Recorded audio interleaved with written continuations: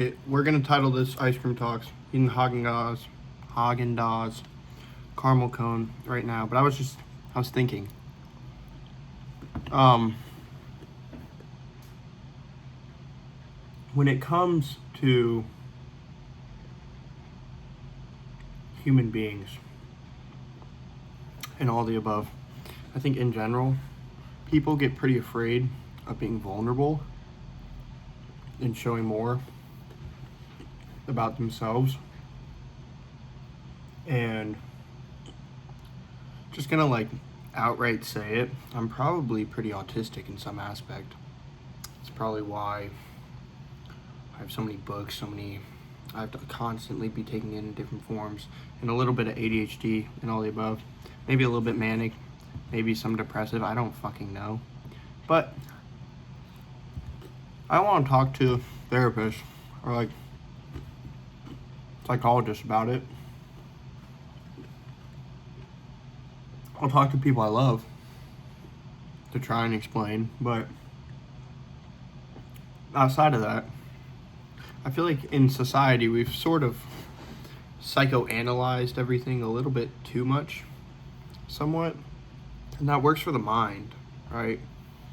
But does a human soul need to be analyzed, psychoanalyzed? Because most souls are just human beings, even the bad ones, they're just human beings, and everyone kind of makes mistakes at some point. And it's about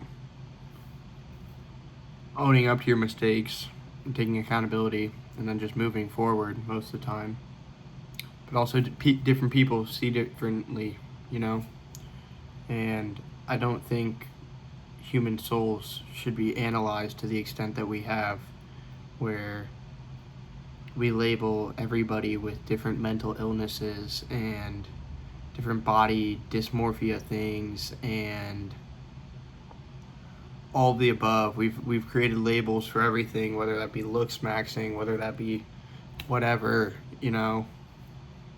And I feel like it's somewhat moronic and damaging us all, because end of the day, we just need to figure out how to communicate healthily and respectfully to each other with love. And that's difficult a lot of the time,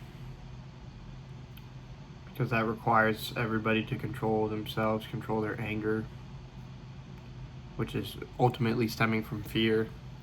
But I feel like there can still be a time for getting upset, getting angry. If you get angry, sometimes your anger is valid. Sometimes your anger is valid. The problem about being extremely angry all the time is you have to learn to control it. And that's very difficult. But that you have to conquer your fears. You have to figure out what you're afraid of. Learn to push past it. But the main point, psychoanalyzing the human soul, I feel like, say we're talking about the human soul or Freudian psychology, and you have your ego, your id, your super ego. We're all always going to have the id and the ego, whether we like it or not, right? But it's about how you integrate your id. It's about how you integrate the shadow. And I guess that goes along with Jungian psychology, where if you are not choosing to integrate the shadow, integrate yourself with your emotions when you are feeling mad, when you are feeling upset, and truly let yourself be vulnerable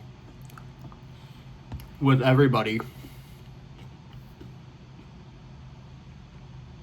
I don't know, you're just kind of fake. Number one, you're faking it to yourself. Maybe that works for some people. But I don't believe that works forever. And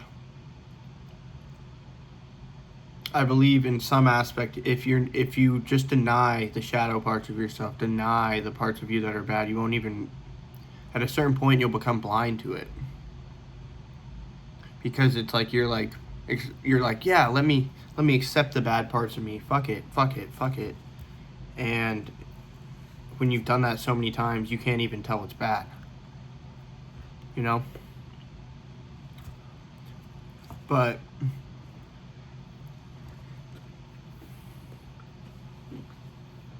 end of the day,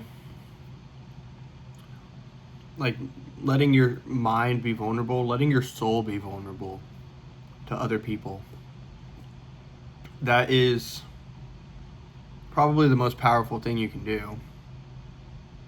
But it also, when you are vulnerable, you're vulnerable. You know, people can hit you where it hurts. But you just have to kind of accept it and say, whatever, love you. Hope you figure that out, because it's probably a problem within yourself. And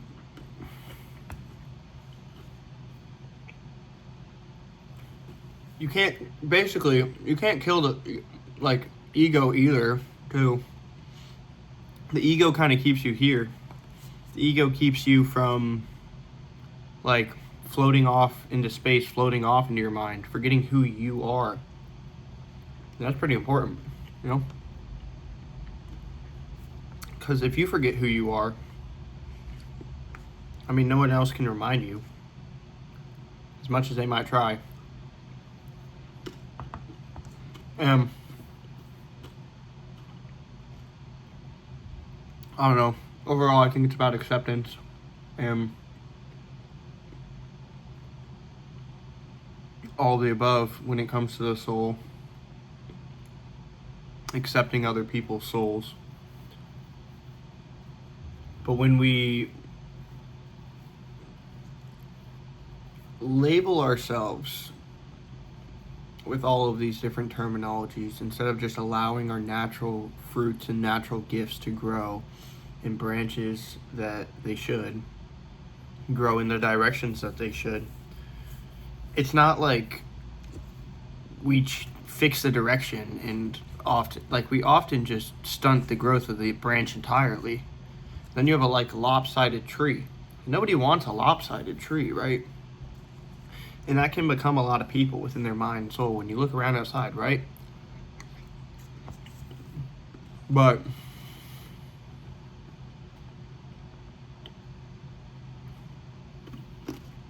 I believe with the correct love,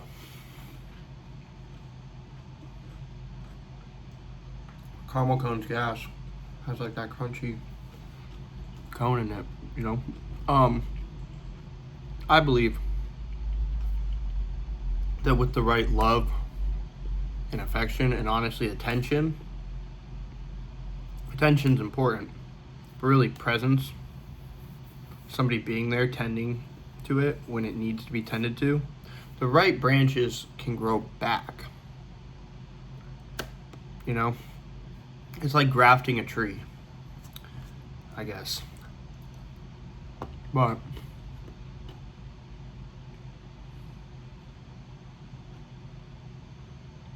I believe that if we keep psychoanalyzing each other without psychoanalyzing ourselves, looking within ourselves at the shadow parts of ourselves and trying to change that, and instead focusing on other people, if we continue to do that, we are going to drive ourselves to demise of everybody around us. One bad fruit can ruin an entire batch. So that's on a mass scale. And it's important to know when to throw out the bad fruit. But also, what I'm saying is we're all essentially bad fruit. When you find love for the world, love for everything around you, and you're just excited to get out of bed, to do anything. And often other people can make you feel that way. I think that's, I don't know, the whole point of life.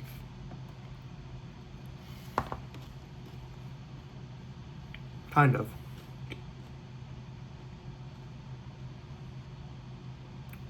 And when you blow it up to a bigger scale, yeah, we're all bad fruit. With connection to God and love and light, the whole universe can essentially be healed. But that requires people to open their eyes, open their third eye, master their energies, and truly see what's going on around them. But to do that, it requires bravery, and you have to not be afraid of what you see, because what you see will often terrify you. It's like when Matrix first got out, or Neo first got out the Matrix.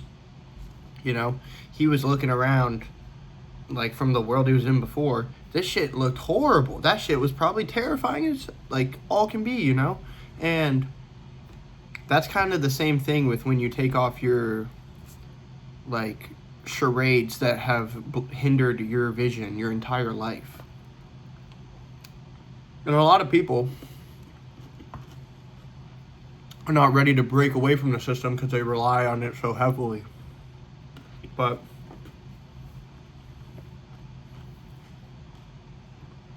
I feel like we are reaching a day where there will not be much of systems anymore.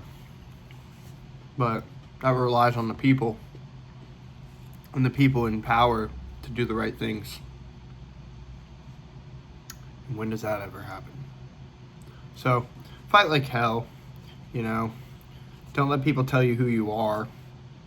I don't think that really helps anybody. You know who you are. You can change who you are. You can change your beliefs. You can change your habits. And changing your habits and your beliefs starts with changing your identity. But we need to stop labeling everybody and psychoanalyzing. I mean, you can psychoanalyze the mind, but that has nothing to do with the soul.